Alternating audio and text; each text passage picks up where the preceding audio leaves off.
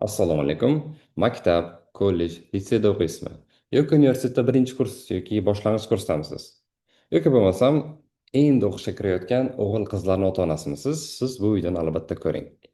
Videoni sifatiga emas, videoni mazmuniga qarang. Chunki men ortiqcha marketing bob so'zlar bilan, filtrlar bilan, wow effektlar bilan gapirmayman, lekin haqiqatni gapiraman. Siz uchun bu juda ham kerakli deb bo'lishi mumkin. Demek başladık. ACC bu professional qualification, to'g'rimi? Ya'ni professional degani bu ish uchun kerak bo'ladigan, o'qishni bitirgandan keyingi karyerada kerak bo'ladigan bilimlarni va ko'nikmalarni beradi. Universitetda maqsadi shu emasmi? Asli shunaqa bo'lishi kerak. Hop, ACC o'qisam, institutga o'qishim kerak emasmi shunda? Yo'q, unaqa ham emas. ACC bu professional qualification, academic qualification bu universitet ta'limi bo'ladi. Xo'p, ikkalasini bog'laydigan nimadir bormi? 2026 yil maygacha Oxford Brooks bor edi. Ya'ni SSC o'qiysiz, siz Oxford Brooks diplom ishini yozasiz va diplom olasiz universitetdan. Universitet top 5 kirardi. Va 26-yilda bu imkoniyat tugayapti va uni o'rniga, balki undan ham yaxshiroq variant, University of London, ya'ni London universitetidan buxgalteriya yo'nalishida bakalavr darajasini olish imkoniyatingiz bor. Endi bu haqida men oldinroq e'lon qilgandim. E'lon qilishi bilan men yetkazgandim ko'pchilikka. Bu programma haqida batafsil mana shu videoda gaplashamiz. Necha pul turadi, arziydimi o'zi, hop, kimlar demak topshira oladi, qancha vaqt davom etadi, keyin nima bo'ladi, ACC qolib ketsachi, hammasini bugun bilib olasiz xudo xohlasa. As I told you, pay attention to the meaning. Ya'ni videoni ma'nosiga e'tibor bersanglar yaxshi bo'ladi. Okay. Bu University of Londonni o'zini veb-sayti va ACC bilan hamkorlikda sizga shunaqa daraja taklif qilyapti. Universitet bilamizki 3 yil yoki 4 yil vaqtingizni oladi. Deyarli hamma yoqda 4 yil bo'ladi, birinchi yil foundation hisobiga. Bugun sizga uni ancha vaqt tejab qoladigan variantni ko'rsatib beraman. Xo'p, 5-maydan boshlab turib apply qilsangiz bo'ladi. Ya'ni bizda bor 2 vaqtimiz qoldi. O'zi har yili martda va sentyabrda qabul boshlanadi. Biz hozir mart qabulda уже tugadi. Sentyabr 2026dan London universitetida o'qish uchun hozir hujjat topshirish 5-maydan boshlanadi. Bu programma davomiyligi 1 yildan 3 yilgacha bo'ladi. Nima uchunligini biroz aytib beraman. ACC bilan demak hamkorlikda mana bu broshurasi bor, buni men tashlab qo'yaman. Nima featurelarimiz bor? Ya'ni nimaga erishasiz bunaqa qilsangiz? Birinchidan, ikkita advantage bor sizda. Dual advantage deydi. Birinchisi, siz ham universitetni bitirasiz, ham SC qualificationga ega bo'lasiz. Ikkinchisi, 4 yil umringizni emasda, siz agar SSC o'qigan bo'lsangiz oldin, bor yo'g'i 12 oyda, 1 yilda ham bitirsangiz bo'ladi. Eng kami 1 yil, lekin o'rtacha 2 yil, 3 yil ham ketib qolishi mumkin. Siz buni narxlari sizga juda ham qiziq bo'ladi, chunki bir hozir hisoblab chiqamiz qancha bo'lishini borib o'qishda va SSC bilan o'qishda. Shunda ko'rib yetasiz qanchalik arzon bo'lishini. Siz dunyoni xohlagan nuqtasidan o'qisangiz bo'ladi. Universitetga borish, davomat, forma, konspekt degan narsalardan demak qutulasiz. Hozircha demak onlayn o'zingiz o'qisangiz bo'ladi yoki yaqinda demak yaratiladigan har bitta London universitetiga mana shu yo'nalishga hujjat topshirganlar uchun exam yoki akademik sentrlar tashkil qilinadi, o'quv markazlari. O'sha yerda offlayn o'qisangiz bo'ladi va u O'zbekistonda ham bo'lib qolishi mumkin. Xo'p, kurs haqida gaplashadigan bo'lsak, kurs deyapman, bu yerda universitetning darajasi berdi. Xo'p, xohlasangiz part time, xohlasangiz full time deyapti. Ya'ni full time qilib butun e'tiboringizni shunga beradigan bo'lsangiz, 1 yilda ham tugatib qo'yishingiz mumkin. Qanaqa bo'ladi? ACC'ni demak Applied Knowledge degan F1, F2, F3, ya'ni BT, Financial Accounting va Management Accounting fanlarini yoki exemption bilan yoki o'zingiz topshirib olgan bo'lishingiz kerak. Katta paperlardan law'ni ham yoki ya'ni F4 bilasizlar, Corporate Business Law, law fanini ham yoki exemption bilan yoki o'zingiz topshirib olgan bo'lishingiz kerak. Farqi yo'q. Birinchi to'rttasiga yoki exemption yoki o'zingiz topshirasiz, farqi yo'q. Keyingisi F6 Taxation, F7 Financial Reporting va F8 Audit and Assurance fanlaridan siz exemptionsiz, bu yerda exemption o'tmaydi. O'zingiz borib imtihon topshirib past bo'lgan bo'lishingiz kerak. Demak, nechta imtihon qolib ketadi? Ikkitagina imtihon qolib ketadi. Bular F5 Performance Management va F9 Financial Management fanlari. Bu ikkita fandan demak siz topshirmay turasiz. Topshirgan bo'lsangiz, yana demak forfeit qilishingiz mumkin, muammo yo'q. Aynan London universitetining mana shu yo'nalishga hujjat topshirib turib, ACC orqali siz, demak sizda 7 ta paper bor, 1 dan 4 gacha va 6, 7, 8. 5 bilan 9 ni London universitetini demak programmasi doirasida o'qiysiz mana. Financial management deyapti 30 kredit dedi va performance management yana 30 kredit. Bu ham ACC ga o'xshaydi. Biroz qiyinchiligi bo'lishi mumkin, lekin shunchasini eplagan bo'lsangiz, buni ham eplaysiz. Va oxirida project bor. Bu degani sizda 3 dona demak fanga o'xshagan narsa qoladi. Birinchisi financial management, ikkinchisi performance management va diplom защита deymiz bizda deb loyiha topshirasiz. Mana shu uchalasidan muvaffaqiyatli o'tsangiz, siz London universitetidan bakalavr darajani qo'lga kiritasiz. Bu hech qanaqa hazil emas, hech qanaqa masalan yolg'on yoki bo'rttirish emas bu. Xo'p, in collaboration with ACC. Bu dastur demak ACC bilan hamkorlikda qilinyapti, chunki ular ham biladi ACC ni darajasini.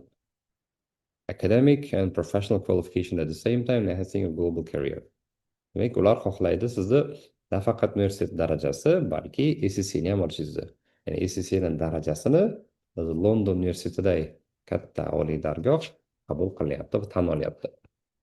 Mana bu yerda aytib o'tganimiz ACC ni 180 ta davlatda hozircha 250 mingta member va 526 mingta member bo'lish kutilayotgan student va affiliatlari bor. Qanaqa o'qiysiz? Siz o'zingizga qo'yib qo'yishmaydi. Sizga bar support bo'ladi.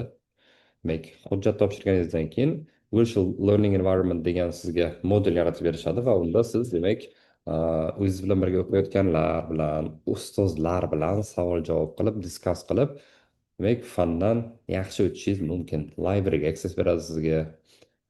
Bu zo'r narsada. London universitetini librarysi onlayn bersa ham juda ko'p pulli demak kutubxona xizmatlariga sizda bepul access bo'ladi. Keyingisi study materiallar hammasini berar ekanmiz. Mana. Academic leadership deb turibdi. Xullas London universiteti haqida gapirgan bu yoqda. Endi sanalarga kelishadigan bo'lsak. 8 dekabr 25-yil demak mart uchun intake ochilganida, mart uchun intake yopildi. Bizga endi eng qizig'i sentyabr 2026. 5-may kuni ochiladi va 10-avgustgacha davom etadi application, ariza topshirish. Ariza topshirish mana shu veb-saytning o'zida bo'ladi va bu veb-saytni men demak videoni ostida YouTube'da va demak boshqa platformalarda qo'yib boraman. Registration deadline, ya'ni siz qabul qilinganingizdan keyin 25-avgustgacha ro'yxatdan o'tishingiz kerak institut o'ziga va programma sentyabrda boshlanadi.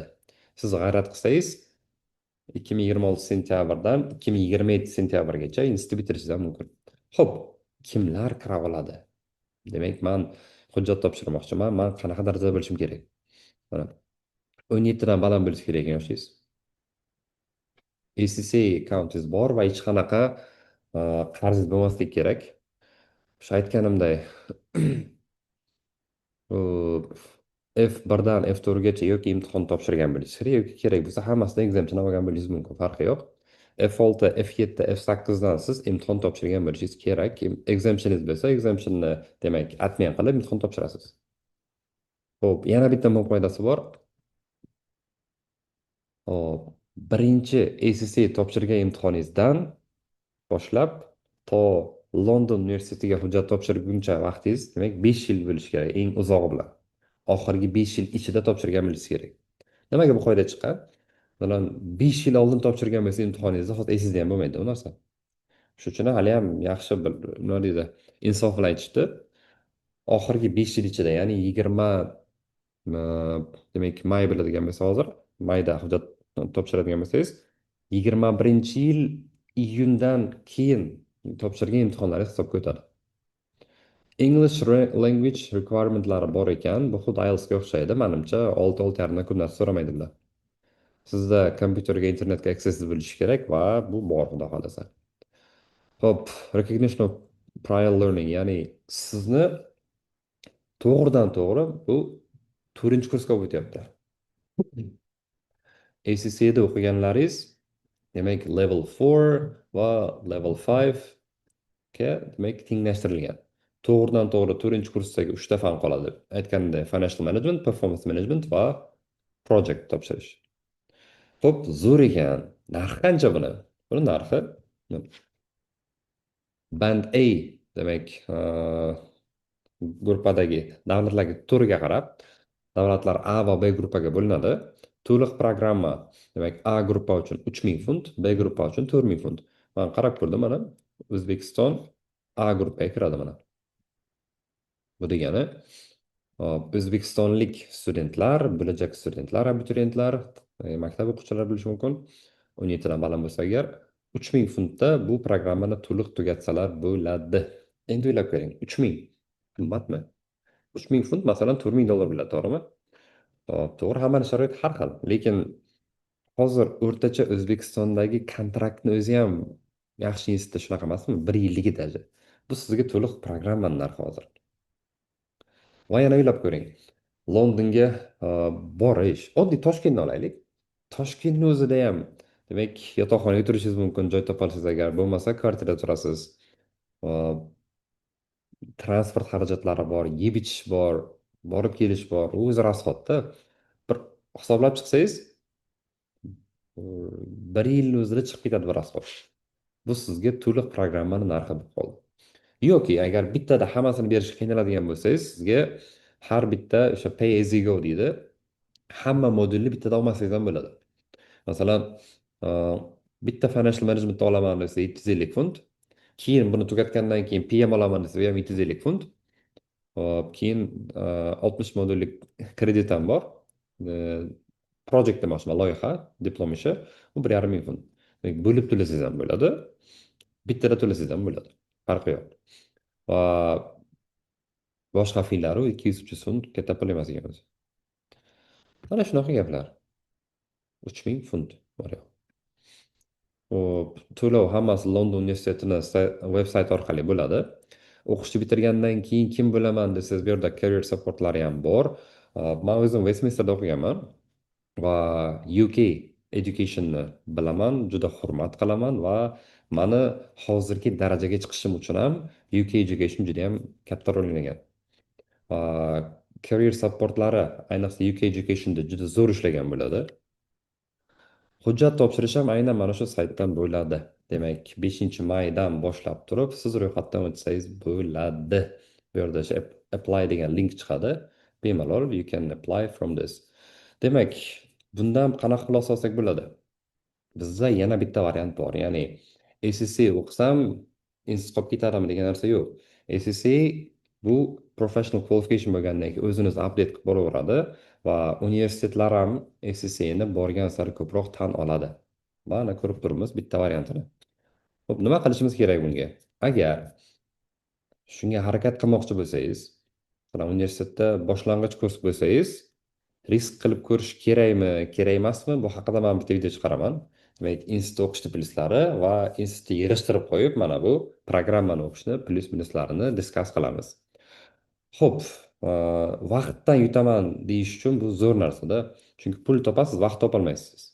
4 yil institutda o'qish agar haqiqatdan stoid bo'lsa o'qish kerak. Lekin 50 bo'lsa va muhiti yaxshi bo'lmaydigan bo'lsa, unda balki sizda qobiliyat bo'lsa, ingliz tili zo'r, matematika zo'r, ACC o'qimoqchisiz va o'qib ko'rdingiz va haqiqatdan ham siz eplayapsiz buni. Imtihondan o'tyapsiz, qiynalmay o'tyapsiz. Demak, why cannot you start this project? Masalan, hop, 15-16 yoshlardagi demak, o'g'il qizlarga nima tavsiya qilardim? Agar buni sinab ko'rmoqchi bo'lsangiz, davay bosing demayman. Men hech narsaga, demak, shu paytgacha ham biror kishini bir narsaga da'vat qilib yakundan qaytarish niyatim bo'lmagan. Men doim ikkala tarafni ham ochib beraman va choice'ni, demak, nima qaror qilishni odamni o'ziga qo'yaman. Studentlarim ham menimcha mana shu xarakterim uchun hurmat qilishadi. 15-16 yosh, balki undan ham yosh, demak, o'g'il qizlarga nima tavsiya qilardik yoki ota-onalarga? O'g'lingiz ingliz tilini bilsa, matematikani bilsa, qo'yib ko'ring shu sohaga. Ya'ni majburiy emas, qo'yib ko'ring. Masalan, F3 o'qib ko'rsin, F2 o'qib ko'rsin. imtihon topshirsin. O'tadimi yo'qmi? O'zi ko'ngli aytadi. Agar 15-16 yoshida imtihondan o'tayotgan bo'lsa va 7 ta paper olishga ko'zi yetadigan bo'lsa, sharoit bo'ladigan bo'lsa, uni o'qitish kerak. Va 18 yoshida, qarang, 17 yoshida topshirish mumkin, to'g'rimi bu yoqda? 17 yoshgacha 7 ta paper oladigan bo'lsa va London universitetini o'sha registration periodda topshirib, kirib, buni ham bir yil fokus qilib, hech narsaga chalg'imasdan 3 ta proyektni ham tugatadigan bo'lsa, oson narsa emas. Lekin qiyin narsani o'zi yo'q-ku, ayniqsa bizani O'zbekiston yoshlari uchun, chunki biza oldindan demak zehni o'tkir xalq bo'lganmiz, to'g'rimi? Yoshligimizdan odamlar demak bir umr erisha olmagan narsani bizani demak ajdodlarimiz yoshligida erishib bo'lgan. Bizani qonimizda bor bu narsa. Buni ko'rsatishimiz kerak bo'ldi. 17 yoshida agar programmaga qo'yadigan bo'lsangiz o'g'lingizni, qizingizni, 18 yoshida bu programmani tugatib, odamlarni o'g'li qizi o'qishga endi topshiraman degan paytda sizni o'g'lingiz qizingiz mana dadajon, mana onajon, diplomim deb universitetni bitirganligini ko'rsatishi mumkin sizga. Va buni masters darajasi ham bor. U ham alohida video bo'ladi, xudo xohlasa. 20-21 yoshgacha magistraturani ham bitirish mumkin shu yo'nalish orqali, SSC orqali. Man bilmayman bunaqa imkoniyat beradigan boshqa dastur bor yoki yo'qligini. Qanaqadir savollar bo'ladigan bo'lsa, YouTube'da izohlarda qoldirsangiz bo'ladi va iloji boricha batafsil javob berishga harakat qilamiz. Yoki bog'lanish uchun demak akkauntlarimiz bor. Uni ham demak video havolasida qoldiramiz, xudo xohlasa. Shu aytganimdek videoni sifatiga emas, videoni mazmuniga qarang. Va bo'ldi.